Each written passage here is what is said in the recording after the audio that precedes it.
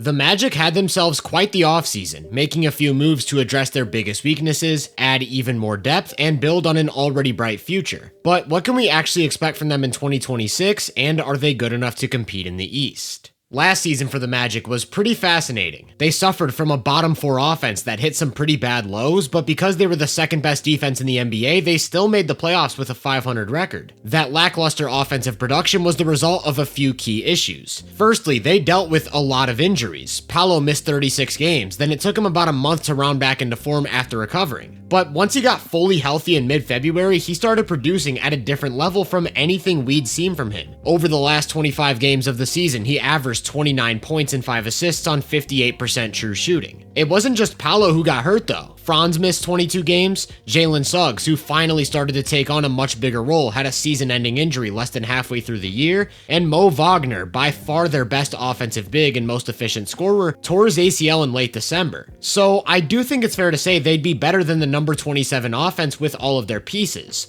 However, they still wouldn't have been a good offense due to 2 glaring weaknesses. On one hand, they were one of the worst 3-point shooting teams we'd seen in a very long time. On the season, they shot below 32% from 3, making them the first team to do so since the Lakers in 2016. Of their top 10 in minutes played, Cole Anthony was the only one to shoot above 35%, and because they didn't really have anybody to demand respect from defenses, slash-first creators like Franz and Paolo simply had no space to operate. You'll often see teams with a lack of shooting turn to pace as a crutch. By playing fast, the defense isn't able to properly set, and you can somewhat avoid the negative effects. This is where the Magic went wrong, because while they weren't a bad transition offense, they were still below league average both in terms of volume and efficiency, and they averaged over 15.5 seconds per offensive possession, making them the slowest team in all of basketball. So in the era of pace and space, Orlando lacked both. That's why as soon as the offseason started, they immediately traded for Desmond Bane, who directly addresses those 2 big issues. Since becoming a full-time starter, he's been a top 15 transition scorer every season, peaking in 2023 at nearly 7 points a game. Paolo and Franz have both shown to be really dangerous in the open floor, using their size,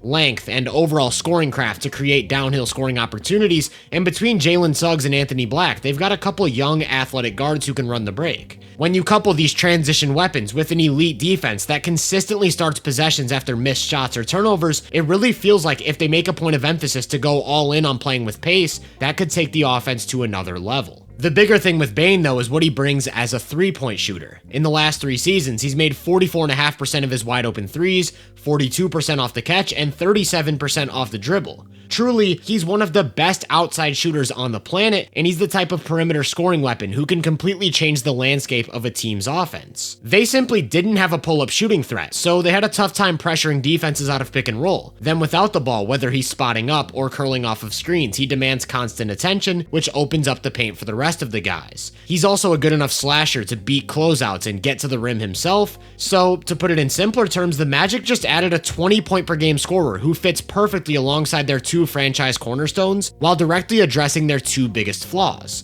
The offense just got significantly better in every regard. What if I told you that you could have the convenience of fast food and the taste of home cooking in one fresh meal? If you're like me and don't always have time to cook for yourself, Factor meals are perfect for you. It's as simple as unboxing, heating it up, and in a matter of 2 minutes, you'll have a fully prepared meal on the table. My personal favorite is the truffle butter filet mignon with a side of potato leek mash and roasted carrots. Not just because it's delicious, but because it's high in protein and fits my goals in the gym. There's so much variety though, and you not only have the freedom to choose, you have the freedom to customize. Maybe you want a chicken breast. Maybe you're looking for a calorie smart meal. Maybe you're vegan. No matter who you are, Factor makes it so easy to eat clean, and that's why I'm excited to bring you guys a special offer. Head to Factor75.com or click the link below and use code HoopVenueFB50 to get 50% off plus free breakfast for a year. You heard that right. That's code HoopVenueFB50 at Factor75.com to get 50% off plus free breakfast for an entire year. It's important to keep in mind that Orlando's problems with spacing were top to bottom, and one shooter doesn't just fix it all. Across the board, they're still maybe the league's weakest 3-point shooting team. Because both Paolo and Franz lack a consistent outside shot, it already sort of limits the types of lineups you can put around those 2. Suggs has his moments. In 2024, he shot nearly 40% on 5 attempts a game, and if that's just who he is, that eases a lot of my concerns.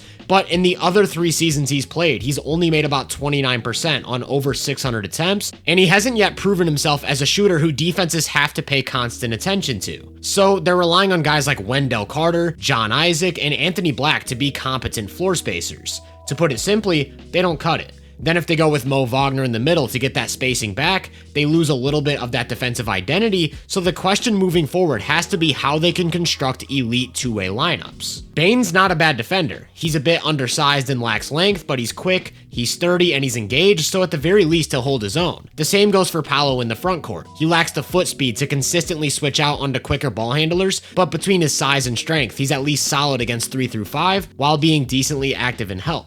Then of course, Franz is a bit of a defensive chess piece. If you need him to guard an isolation heavy forward, he'll hold his own. If you need him to step out and pressure the ball or navigate screens, he can do it. All that's to say, their go-to lineups are going to start with these 3 players, and it's not like they're setting a baseline of a bad defense that needs to be covered up. There's a ton of two-way flexibility with this group, and it all comes down to which role players can fit where. Suggs will likely start at the 1, and he's simply one of the best defensive guards in the NBA. Not only can he hound the ball at the point of attack, dodge screens, and make plays with his hands, he's a ridiculous rim protector for his position. Can he be the initiator and table setter they need though? And can he be a reliable shooter away from the ball? The same goes for Anthony Black. He's another awesome point of attack defender who can do a ton of different things, yet hasn't shown the ability to provide positive playoff offense. They did quietly bring in Tyus Jones this offseason, and I'm honestly not sure if he's there to play big minutes or just provide a veteran presence, because he's one of the game's most reliable table setters, someone who can handle the ball, make a wide variety of passes, and just organize the offense without ever turning it over. The interesting thing with Jones though is that he's actually made over 41% of his threes in the last 2 seasons, and that's a huge sample of over 650 attempts. So one could argue that between the reliable shooting and traditional guard skills, he'll demand serious playing time. That brings me back to identity though. He's not a defensive presence whatsoever, and with him on the court instead of Suggs, they'd be bleeding tons of value. For these reasons, I think rookie Jace Richardson could be a bigger part of the future than most realize. He's still only 19 years old and already possesses a wide range of skills that the Magic need. For starters, he's a good ball handler, smart decision maker, and good enough passer to reliably set up the offense. Then he's got a vast off-ball skill set with the ability to not only hit the outside shot, but to curl off of screens, make quick decisions on the fly, and get downhill where he's got incredible touch. Most importantly though, he brings these skills to the table while projecting to be a good defender. Between his incredible lateral quickness, high IQ, and constant activity, he could just be the next great 3-and-D guard. However, it's important to temper expectations, primarily because of that youth.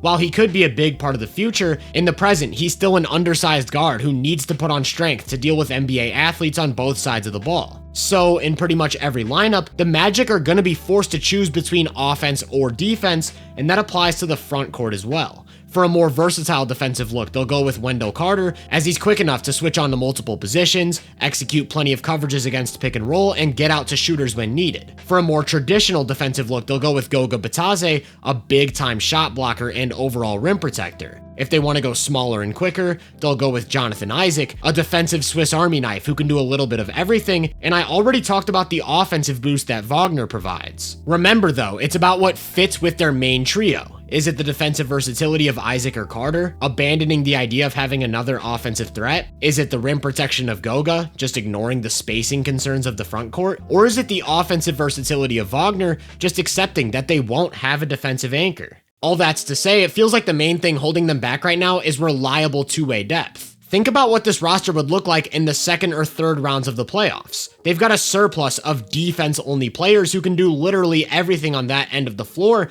and that's why they're consistently a top 5 defense. But they've also got a few guys who drive almost, if not all of their value on offense, which leaves one guy, Franz Wagner, who I'm 100% confident can provide a strong presence on both sides of the ball. For that reason, I'm still not all the way sold on them as a serious contender. They'll probably lean into the defense like they've always done, and if that's the case, you can pencil them into the top 5. And while I expect the offense to be a lot better than last year, they do still lack three-point shooting, passing, and ball handling in most of their lineups without the versatility to field elite two-way units. I actually think at full strength they're a 50-win team in the regular season, though I'm expecting the usual barrage of injuries, so I'll keep them in that mid to high 40s range. They should be a lock to at least make the playoffs, but I wouldn't be surprised to see them get knocked in a potential 4-5 or 3-6 matchup, and I also wouldn't be surprised to see them break into a conference finals appearance. However, I do still think it's a year or two early for serious contention. Paolo's 22 and Franz just turned 24, so there's probably still lots of room for growth for them. Richardson is 19 and I expect him to be a huge part of their core.